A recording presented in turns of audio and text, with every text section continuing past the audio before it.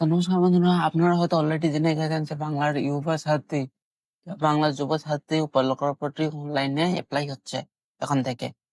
তো এই প্রকল্পে এপ্লাই অনলাইনে আপনারা কেমন করবেন? এপ্লাই অনলাইন করার জন্য তোমাকে সর্বপ্রথম যুবসাথী.com ওয়েবসাইটের পোর্টালে চলে আসতে হবে। পোর্টালে আসার সময় তোমাকে এরকম একটা ইন্টারফেস শো করবে। তো এখানে তোমাকে এপ্লাই নাও অনলাইনে ক্লিক করতে হবে। এপ্লাই নাও অনলাইনে ক্লিক করার পর তোমাকে এরকম একটা অফিসিয়াল পোর্টালটার লিংক দিবে। এখানে এপ্লাই নাওতে ক্লিক করবেন। এপ্লাই নাওতে ক্লিক করার পর এরকম একটা পোর্টাল আসবে, যেখানে তোমার মাধ্যমিকের অ্যাডমিট, মাধ্যমিকের সার্টিফিকেট যা চেয়েছে সব তোমাকে দিতেই হবে কিন্তু। এসব আসার পর এখানে তোমাকে এপ্লাই অনলাইনে ক্লিক করতে হবে। এপ্লাই অনলাইনে ক্লিক করার পর তোমার এখানে একটা মোবাইল নাম্বার আর এখানে একটা ক্যাপচা চাইবে। তো আমি এখানে আমার মোবাইল নাম্বারটা দিয়ে দিচ্ছি। মোবাইল নাম্বার দিয়ে দেওয়ার পর তোমাকে এখন একটা ক্যাপচা দিতে বলবে। তো আমি এখানে আমার ক্যাপচাটা দিয়ে দিচ্ছি। হুম।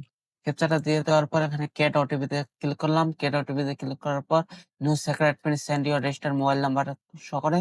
তো আমি এখানে ওকে করছি। আর এখানে একটা পিন চাইছে। তো এই পিনটা তুমি যে মোবাইল নাম্বারটা দিলে ওই মোবাইল নাম্বারে তোমার দুয়ারে সরকার থেকে একটা ওটিপি চলে যাবে। তো আমি এখানে ওটিপিটা দিয়ে দিচ্ছি।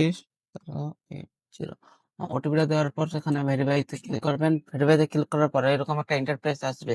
তো এটা এখন কেমন ফিল আপ করবেন আমি বলে দিচ্ছি। এখানে আধার কার্ড নাম্বার আছে, এখানে আমি আমার আধার কার্ড নাম্বার দিচ্ছি।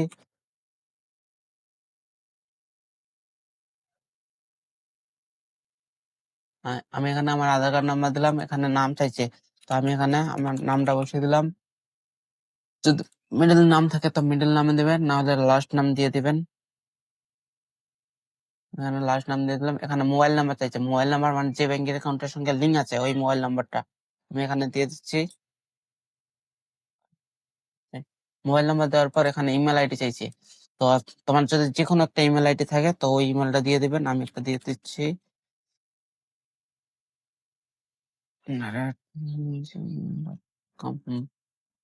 এখানে জেন্ডার সিলেক্ট করতে বলেছে। এখানে তোমার কত জেন্ডার ওখানে দিতে হবে। আর একটা তোমার এজ যেন এই 1/4/2026 আগে যেন তোমার এজ 21 যেন হয়ে যায়। যদি 21 না হয় তাহলে কিন্তু এই ফর্মটি তোমার সাবমিট নেবে না। যেমন দেখো আমি একটা এখানে এজ দিচ্ছি, এই এজ দিলাম, ঠিক আছে? তো যখন আমি এখানে ডেট অফ বার্থ দিব তো সঙ্গে সঙ্গে এখানে লাল রেড কালারের একটা চিহ্ন চলে আসছে কি আমার বয়স হয়নি এইরকম বলতেছে। তো আমি এখানে একটু আমার অরিজিনাল বয়সটা দিয়ে দিই। আমি এখানে দেখো আমি যখন বয়সটা দিলাম তখন এখানে গ্রিন টাইপ হয়ে গেল হচ্ছে 22 বছর। তো এই ফর্মটি আমার জন্য ফিল আপ হবে। এখানে বাবার নাম চাইছে। এখানে বাবার নাম আমি দিয়ে দিচ্ছি।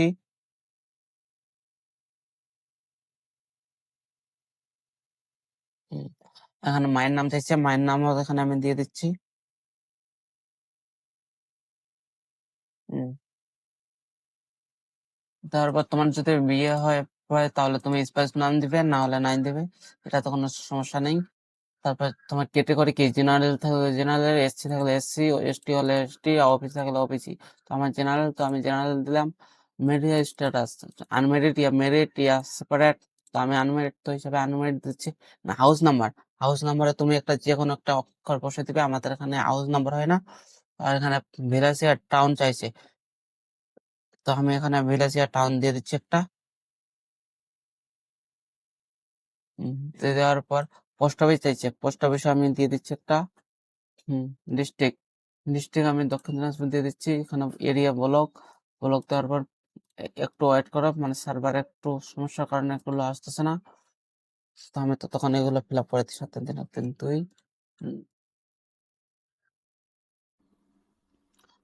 তো অনেকক্ষণ ওয়েট করার পর তো ফাইনালি এটা চলে এসেছে। তো আমি এখানে আলিপুর দিয়ে দিলাম, তুমি তোমার নিয়ারেস্ট দিয়ে দিবে।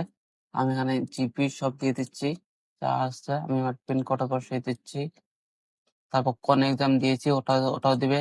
তারপর তোমার রোল নাম্বার কত মাধ্যমিকের। তো আমি এখানে আমার রোল নাম্বারটা দিয়ে দিচ্ছি। Roll number 10 64 51 51 00 55। ইয়ারটাও দিতে হবে তোমার এখানে। তো আমি এখানে আমার ইয়ারটা দিয়ে দিচ্ছি 2016।